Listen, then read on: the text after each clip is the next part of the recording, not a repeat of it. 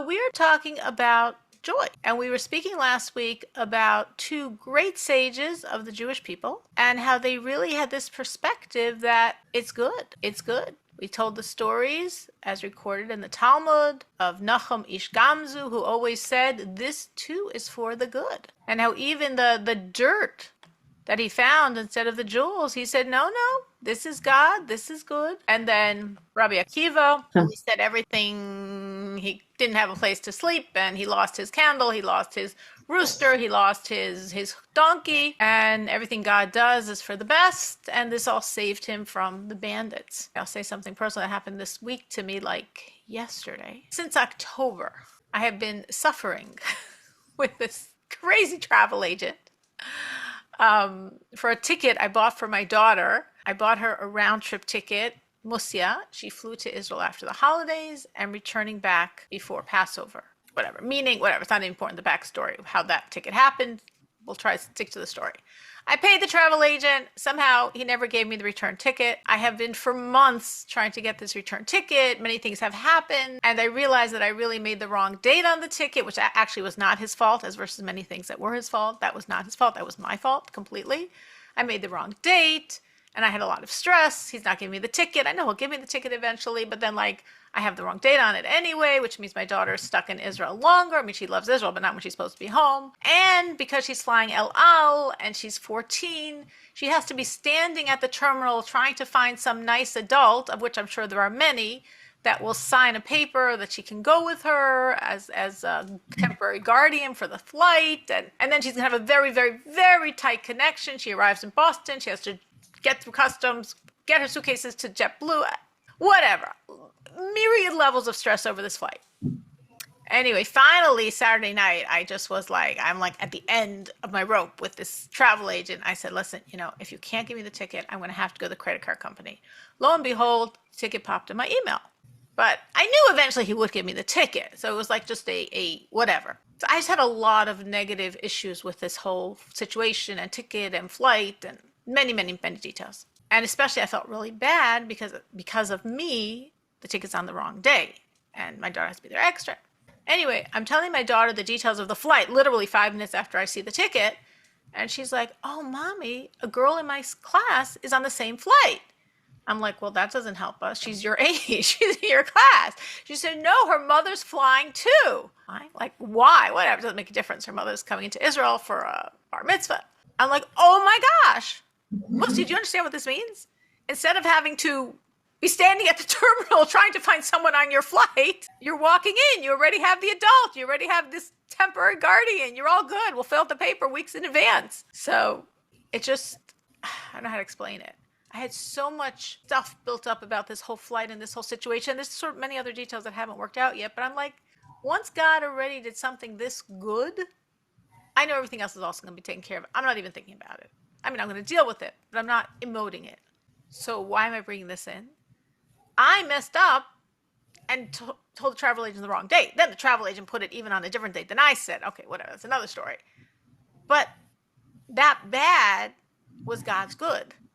Because now she is legitimately going with this lady who she knows and who's going to be there for her and relieving lots and lots and lots of unnecessary stress or aggravation or tension before her flight. It's all taken care of.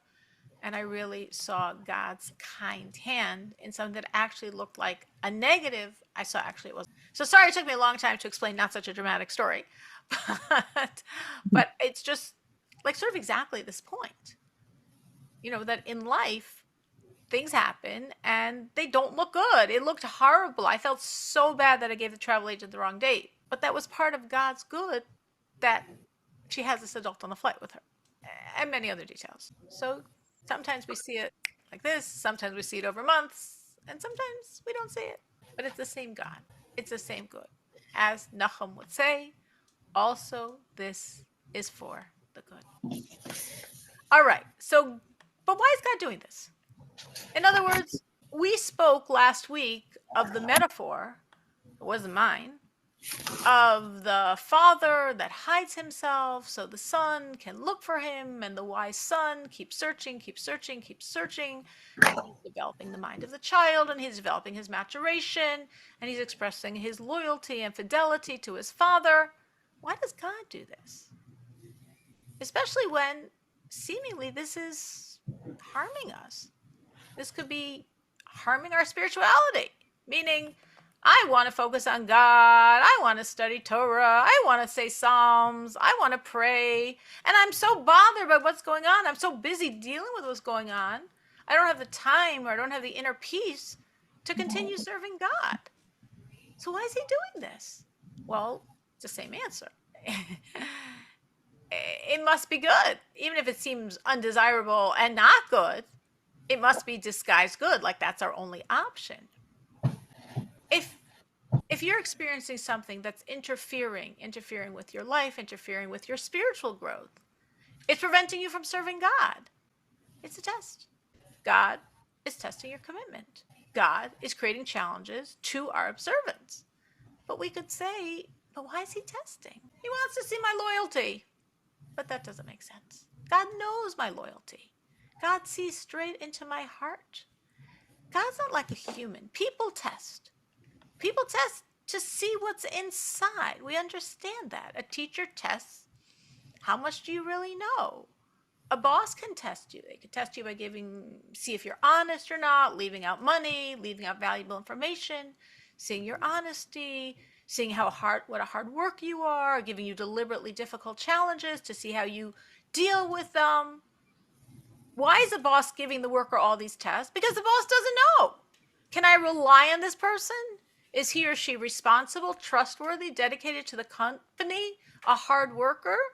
I don't know. So I need to test to get this information. That's not applicable for God. God knows all. He knows us better than we do. And we're told he only gives us tests we pass. Meaning, I did not say that correctly. He only gives us tests we can pass. We might not pass it, but we always could. God will never give us a test we are incapable of passing.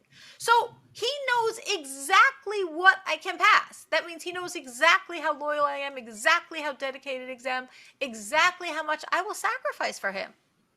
So why is he testing? Sages say, God never gives you what you can't handle. The test is only what I can handle. That's built into the system. Sometimes we feel we can't handle what we're given, but we just don't understand how much we can handle.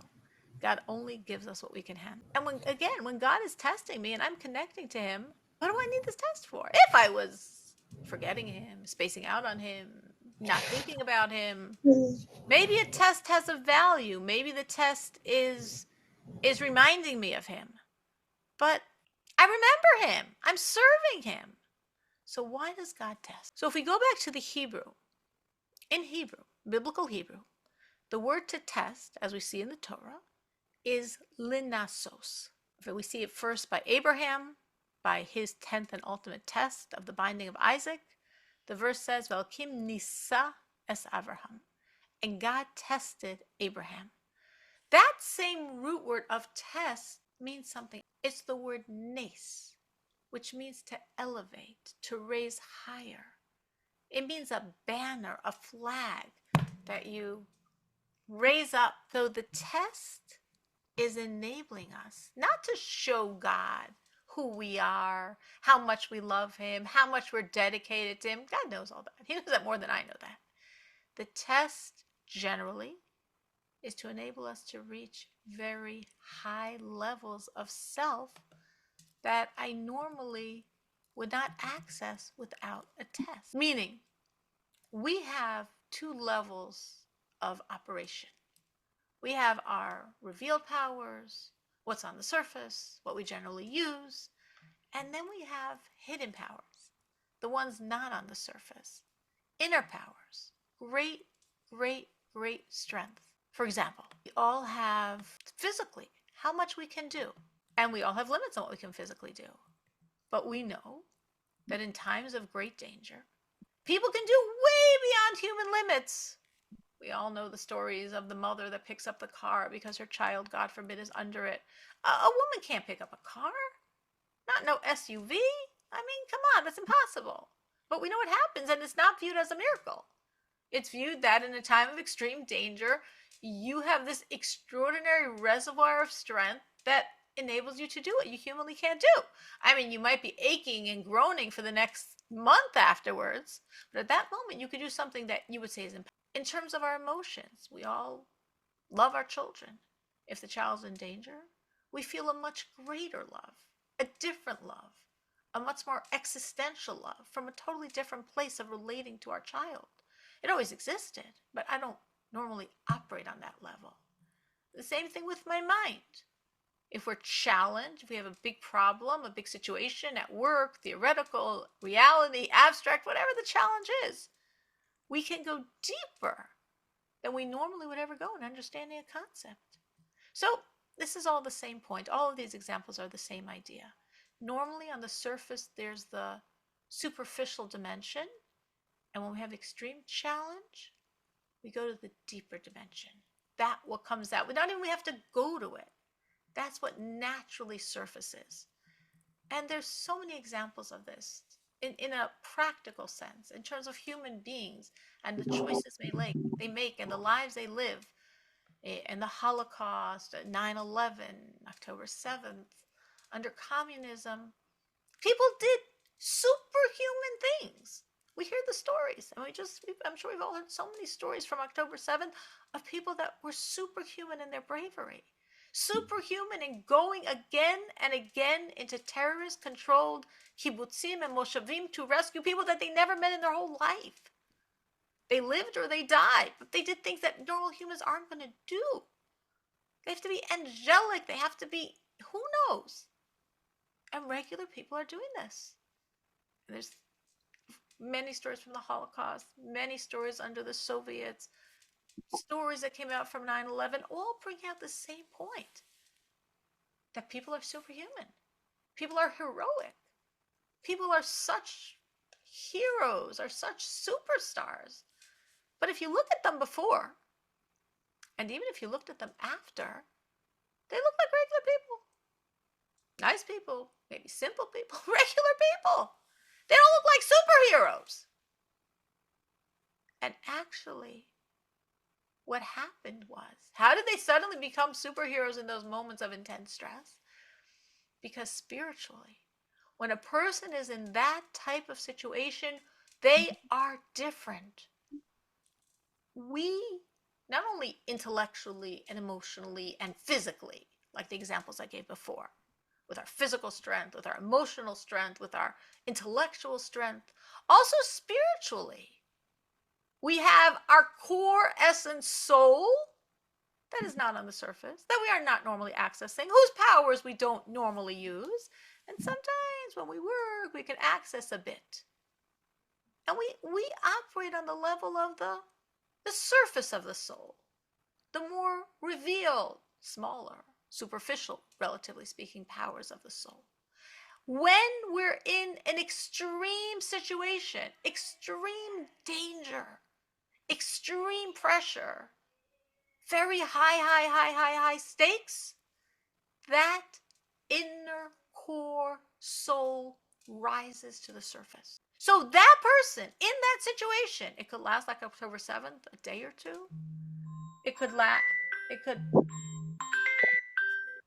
last like under the Soviets for years and years and years and years, where there were people that were in extreme danger for 10, 20, 30, 40, 50, 60, 70, their entire life they were in extreme danger. But they're operating not on their normative powers. They're operating on the core of their soul, and they do things that you have to be the highest of the highest, the best of the best, the most unbelievable of unbelievable to do.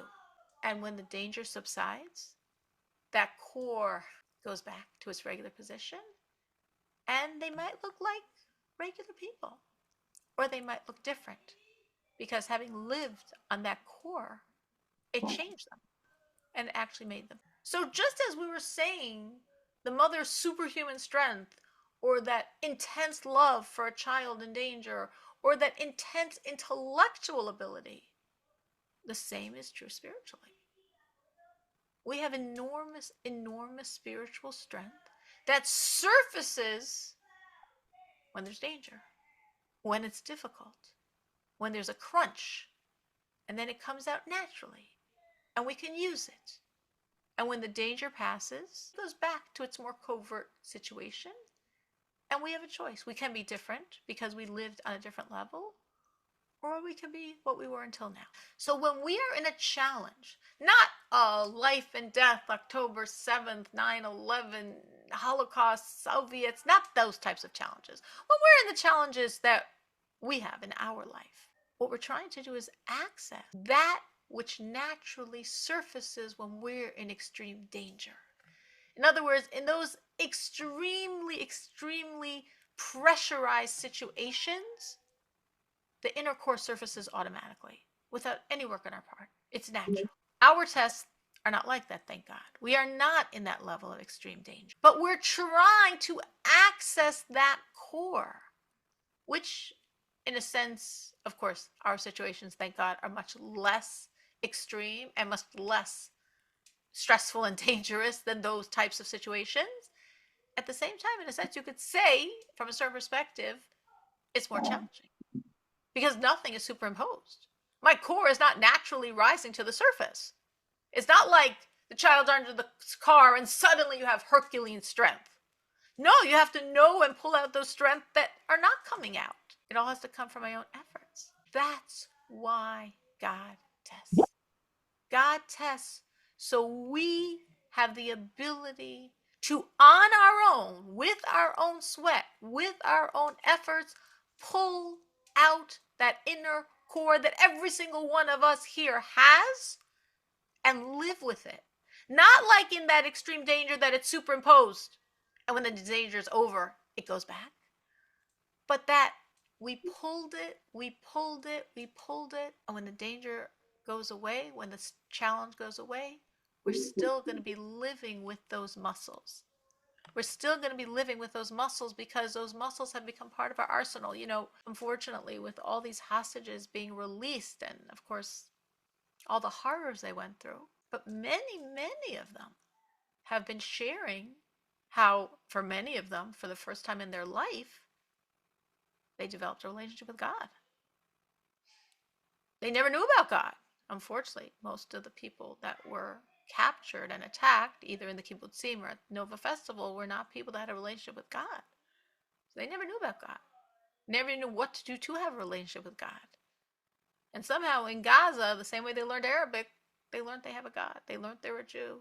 Crazy stories how they found out how to say brachos or the words of Shema, or all these things that we're hearing in this horrific, horrible situation. A piece of them they never knew. A piece of every Jew, a belief in God, a need for God came out, and they clung to it. And now, when they're back in Israel, and thank God, out of that danger, they still want to maintain that relation because they know how essential it was for their survival. So many of them was like, I didn't think a Jew was different than any other person. I thought we were all the same. And we're in Gaza, we realize, no, we're different. They think we're different. Guess what? We are different. We have God. We have this relationship, and that is our strength. None of us should ever be in such a situation. God forbid, nobody ever should be in such a situation. No Jew should ever be in such a situation. But we all are tested. Every single one of us here is going through tests, has been through tests, is currently going through tests. I can guarantee you that every one of us is going through tests at this moment. And I hope that as you go through your tests, you see you're growing. You see you're changing. You see you're different. I can definitely say for myself, I've been through many tests, as we all have been. And I can definitely see, maybe not moment by moment, or maybe not even test by test, but over many years of many tests, I can definitely see how I changed and became a different person. It goes back to the saying of the Rebbe Rayatz, the previous Lubavitcher Rebbe, that I've quoted many times, that he said if before his worst imprisonment, imprisoned 7 times, and this was the most horrific imprisonment in 1927, where his life was on the line every second. And he said, if before that imprisonment I could have saved myself from any minute of that suffering, I would have done so for all the money in the world. But after that imprisonment is over, if anyone wanted to buy off of me any minutes of my suffering, I wouldn't sell it for all the money of the world. And I know I've said this before. I know I've said this many times because this so resonates in me. And this is so the point that we're trying to say here. None of us are looking for tests. We don't have to look for them. God gives them for us for free. But I hope we all can look back, seeing what we've gone through, and understand, and hopefully the way you've changed and the way you've grown, you would say, I didn't want it, I didn't want it, I didn't want it. But afterwards, I'm not giving it up. I'm not giving it up for anything.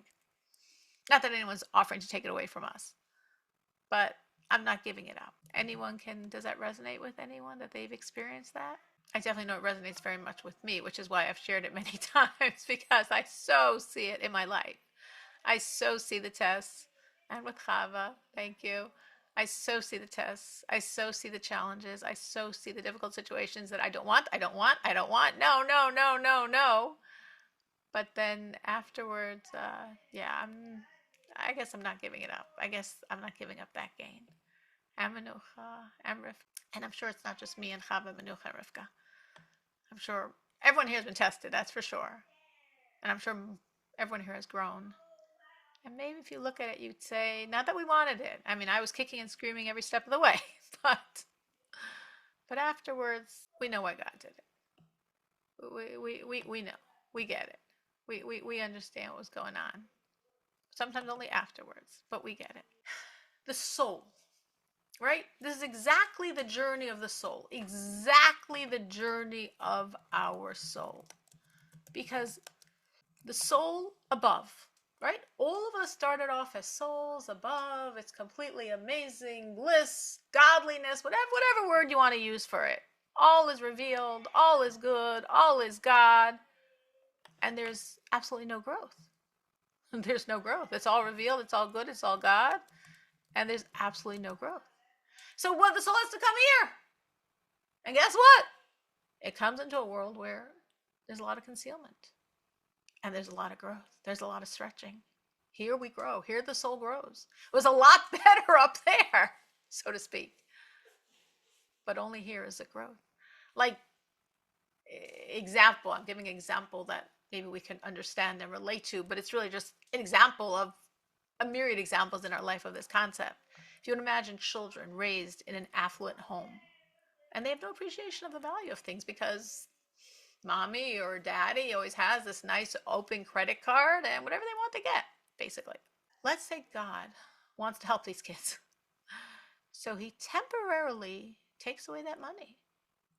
Suddenly, it's not this limitless credit card. Suddenly, no, it's not free flowing and there's not whatever, I don't know, pizza or restaurants or steaks or maids or vacations or shopping. Suddenly it's tight and it's limited. And the children learn the value of things. And they couldn't really get that lesson when everything is just free-flowing, abundant good. Now, in theory, they could, and every once in a while, I mean, I could say as principal, I would sometimes see students that I only realized later came from wealthy homes and really were wonderful people despite that. But it's pretty rare. In theory, you could grow without the test, but it's hard. It's hard to grow deeper and deeper without the challenge. If you have a very strong relationship to God, why would you have the drive to go deeper when your relationship is good? So when God temporarily takes away that money, the children are gaining something really important that they couldn't have gotten otherwise. And then once they gain it, once they appreciate the value of money, appreciate things cost, appreciate, all that whole package deal, God restores the money because the test accomplished its purpose. Now that is an example. Obviously, there's limitless colors and flavors of tests and limitless things we have to grow. I gave a very, very simple, very pragmatic example of the general concept of why God tests. So that's harder. I mentioned before, I don't think I really asked, or maybe I did sort of ask, this idea of, I know I don't even think I asked you, but this idea of growing from our tests. And I imagine if I asked many of you, would say yes. You could look back and see that you grew from your test. I can definitely say yes. I've been tested many times. I can see a lot of growth. Not that I'm looking for more tests, but I can see a lot of growth. But did anyone experience what I'm now saying, which is the next level, which is there was a test, you grew from it, and then as you grew, the test was removed. That's what we're ultimately supposed to see. We're supposed to see that the test is removed because its purpose was fulfilled. Does that come to anyone's mind? A time could have been big, could have been smaller. When there's a test, and when you achieve the growth of that test, the test is gone because it's no longer necessary. It's sometimes a little harder to see. I think like sometimes you can look back and like, oh, I guess that's called gone. It wasn't like this big dramatic poof. Little by little, things shifted. Things shifted, things shifted. Then I guess that test went away and there was probably another test happening instead, you know? I can also see situations where tests did stop. Again, generally not with a big dramatic flash, but more like, oh wow, that used to be really difficult and that's not difficult anymore. That person used to behave in this really difficult way and they're not behaving that way anymore. It gradually stopped. I guess the test achieved its purpose. Or sometimes I have seen things that like a little more dramatically, but even the more dramatic ones, I usually only realize a little bit later. Like, oh, that person that always used to harass me, she stopped coming to my house. Oh, I guess I fulfilled my mission with her, so God decided she doesn't have to come anymore. Okay, thank you, God. Rivka, what were you going to add? Um, I want to ask a question about, um, let's say, let's say I'm going through a challenge and someone I know going through the same challenge. So I remember you were saying that one of the good things for a person, acceptance, acknowledgement of this challenge that's going on. But I also remember there is something like the way I pray for myself I should be more restrained in complaining. But when I pray for someone I know who is going through the same challenge, my prayer could be more complaining about that person and really asking God. I don't need to worry about acceptance when I pray about. Absolutely. Absolutely. Now I don't hear your voice anymore. I think something's off with your mic. Oh, okay. Oh, now I Now, hear you. yeah. So, did I understand it Yes, correctly? everything you said was correct. I will just add something to what Rivka said. Rivka was talking about if you're going through a challenge and you have someone else going through the same challenge, when you pray for yourself, there is interwoven with the prayers is a certain acceptance of the challenge for my good, for my growth, all of which is true. But if I'm praying for someone else who's in that challenge, I don't have to have any acceptance. I can just say, God, this makes no sense. Take this away. This is not fair. This is not fair. This is not fair. I'm going to add something else to what Rivka just said, which is if you have a certain situation, a very effective way to heal that is by turning to God in prayer for other people with the same situation. And I've seen this many times actually. I mean, I know a group of women that all they were all praying to have a child, and everybody on the group needed a child, and they were praying for each other, and they all were blessed with children. I know a group that did this for houses. You know, it was like four women, all of whom had been searching for a house and couldn't afford a house and couldn't find a house. Each one had her own story, but each one desperately wanted a house. And they just made a little group, the four of them. They were all in the same situation. And instead of praying for themselves, they were praying for the other people. They were praying for the other woman. Each one prayed for the other three women that they should find their house. And they all four, thank God, found their house. Some of them have been looking for years and years and years. So it is very, very powerful and effective to turn to God in prayer for someone else in your situation. I can't always say you see it works. Obviously, there's many factors, but it is very powerful. It is very powerful. I know two mothers both of whom had children that were going through very difficult challenges. And they decided they would pray for each other's child. And one of them, her prayers were very effective, and the other person's child really turned around. And unfortunately, her own child did not. Speaking to the other woman, she said, oh, her prayers were more powerful than my prayers because her prayers worked for my son, but my prayers didn't work for her son. I mean, who knows? There's many factors. So I'm not giving you a guarantee of 100% success, but I have seen very practically. I mean, people I know, practical situations. I was involved with such a group of just small group, three of us that were praying for each other, and I saw that there was a lot of efficaciousness in those prayers. God loves it when you turn to him for another person. It's very powerful, and it reflects back to you. So that's my PS on what Rivka was saying. It wasn't really your question, but it's my PS on what Rivka was saying. Anyone else? Any other comments or questions? So, of course, we're talking about tests and why does God test? And he knows what we can do when he's testing, and it's for growth. And the good, or you might say bad news is, and if you fail, God will always send you a retest. You know that for sure. If you had a test and you didn't pass it, God will send another one. I have experienced that also many times in my life. I know that for a fact. If I'm not going to pass it, God's just going to send another one. So I might as well pull myself together and pass it. And sometimes it's useful to really remember that in life. Like, let's say you're dealing with a very challenging person, really drives you crazy, or makes you upset, or triggers you, or pulls out the worst in you just by their presence. Imagine if emblazoned on their forehead you saw the word test, like neon colors, test. And every time you looked at them, you saw that word test. It's there right across their forehead.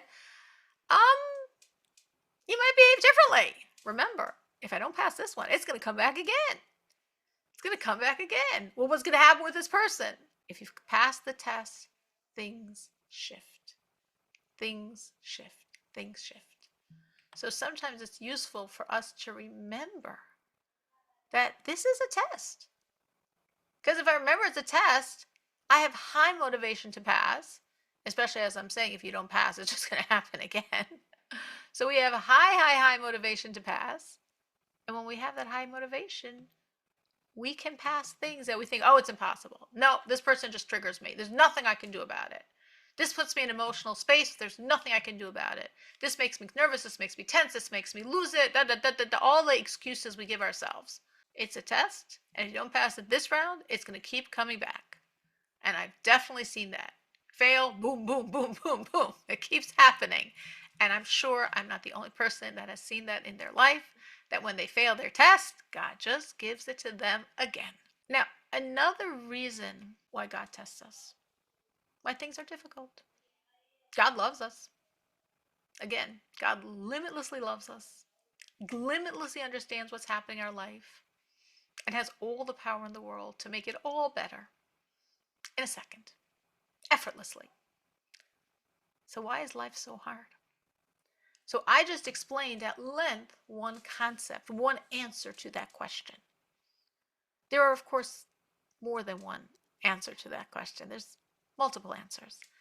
Another one I'd like to share, obviously a little more briefly, but I think it's a very powerful point, beyond and complementary. It's not like in conflict. All these ideas work together. Complementary to the idea of the growth that we need from the challenge that we don't want to have, there's another idea. And it's based on a verse. And I've seen this many times in many different ways. The Lubavitcher Rebbe brings in this concept to sort of answer this question of, if God loves us so much, why is life so hard? If God can do everything, why is he doing this? And it's a verse from Job. The verse is, Adam la'amal yivaled, which means man is born to work. Which means we think, hey, God's all loving, God's all knowing, God's all powerful, limitless credit card to bestow on us everything we want instantly. So what's going on? Why isn't God doing it? I'm his only child. He loves every one of us like an only child. Come on, God. I want to be your spoiled only child. What's going on? because God knows us. He made us. And he actually knows that we wouldn't be happy, believe it or not. We think we will be very happy. But believe it or not, we would not be happy if it was just a world where he gives us and he gives us and he gives us and he gives us. It sounds good to me now, honestly, it does. But it wouldn't work for us. Our sages call it bread of shame, free handouts, like a welfare society. You know, in theory, a welfare society is a beautiful concept. Here there's people who, for whatever reason, don't have a job or aren't earning enough money on their job. And the gracious, beneficent government, instead of sending billions abroad to some terrorist organization, is giving the money to the population. It sounds very nice. But practically speaking, I mean, we live in America. We see it doesn't work. We see the recipients of this welfare do not pull themselves together, have a normal life, get educated, get a good job, educate their children that way. We see it's a cycle that you never escape that reality. Why? Why doesn't it work? It doesn't work because that's not how God made us. Our sages say a person would rather one measure of produce that he created from his own work than 9 measures that his friend gifts him with. What are you talking about? I'm going to work and schwitz and work so hard to have one measure. I mean, here it's a cup. It's a certain measurement of wheat, of grain. Instead of working so hard for one, my friend's just going to give me 9? That sounds like a great deal. So they just say, actually, no. You think it's a great deal. Actually, no. Actually, you wouldn't appreciate it. Actually, in the beginning you would, and then you'd probably become resentful, and you'd probably be not so nice to the person who's giving you because it's just not a healthy situation. Oh, there's a story it's told of a king. I do believe this is a true story, but maybe it's not. I don't know. It doesn't really make a difference. Oh, a noble, probably a noble. Medieval times, there were more nobles had more power than kings. A noble, he's passing through his estates, and he sees this farmer with these amazing muscles that are rippling in the sun and the wind as he's pitching his hay. And he's just like, wow, the beauty of the human body, seeing the muscles rippling on this farmer's back. He's like, this is beautiful. I love it. And he sends one of his officers to the farmer, to the simple peasant. And he says, you know what? I'm the noble of this area. I have a job for you. Tomorrow, come to the palace with your pitchfork. And how much you earn in one day? We'll say the guy said 5 coins. He said, I'll give you 50 coins a day. Great. Great job. He comes with his pitchfork early in the morning, and he's told, okay, the king wants you to sit here, and you're just going to be like a display in his palace. You're going to be just pitching. Pitching what? Pitching the air. Got a great job. You're not outside. You're not being broiled by the sun. You're not being frozen by the cold. Nothing's raining. It's a perfect job. You're indoors in a warm, heated, wonderful palace, and you're pitching the lightest thing in the world, air. The king just likes to see the muscles rippling as you pitch your pitchfork. Whatever. The noble. Listen, he's giving you 50 coins. You normally earn 5. This is a great idea. The guy's like, okay, this sounds amazing. And he starts, and he does it 1 hour, 2 hours, 3 hours. He's like, I gotta get out of here. I can't handle this. It's 50 coins. This is the easiest work in my life for 50 coins. And he like suffers through the day. Gets his 50 coins. He goes home. The next morning he comes, and he suffers through another day. The third day, he just pushes himself to come on, I got 50 coins. He can't even handle it. He quits. He tells whatever the workers are there, he says, forget it, I'm going home. They're like, what? You're crazy. He says, I know, but I just can't handle pitching nothing all day long. I don't know if it's a true story. I think it is. It might be. But if not, the point is very real. And we're all like that. Pitching nothing all day long in beautiful surroundings, getting so much money, is a very horrible way to work. It's a very horrible way to live. And human beings don't work well that way. So the same way as we understand this on the physical plane, a welfare state doesn't work, pitching air doesn't work. It's true for our lives. Even when the Jews left Egypt, They had to do something to earn it. Well, obviously they didn't earn it. They were on the 49th level of impurity. We know that. God made all these miracles for them. We know that. But the Jews were required to circumcise themselves. And this is one of the reasons why. That you're doing something to be part of the process. That it's also coming from your effort. You're not just being given things on a golden platter. Because we don't do well that way. So, how does this apply to our general question? We said, God, you love us so much. He does, limitlessly. Every one of us is God's only child. And you know what I'm going through. He does. And you can give me everything. He can. So why is life so hard? Because he loves us and he made us. And he knows that we need to extend our efforts and then reap the reward. It's not extend our efforts, extend our efforts, extend our efforts, and go nowhere. That wouldn't give us any joy either. Suffer and suffer and suffer and suffer and suffer. No, that's not the point. But work and then see the fruits of what we accomplished. Work and see the result. The result could be the change in ourselves. The results could be how we grow, how we finally grow up. It takes some people a number of years. I'm still working at it. But as we achieve, that's why God is doing this. Why doesn't he wave a fairy wand? Because it wouldn't be good for us. Because we wouldn't be happy and we wouldn't feel successful and we wouldn't feel good with this limitless free handouts. But when he's partnering with us and he's creating situations for our growth and we work through the situations and then we see the success, it's actually the best for us. And again, putting this all in perspective of Mashiach, as I'm sure I've mentioned many times, it says that when Mashiach comes, we're all going to say a verse. Now, this is a verse from Isaiah. You could say, are we all going to be prompted? Is there going to be like a teleprompter there telling us to say this verse? No. It will spontaneously spring from our lips. Meaning we might not say it in the language of Isaiah, but we're going to say the concept. In the language of Isaiah, the verse is, Oidecha havaya ki anaftabi, which means, thank you, God, for all the times you were angry at me. Thank you, God, for all the times it looked so hard and I thought that it was judgment, that it was harshness on your part. I mean, everything goes back to you. It was punitive. It was difficult. It was bad. Now I see that all those situations I misunderstood.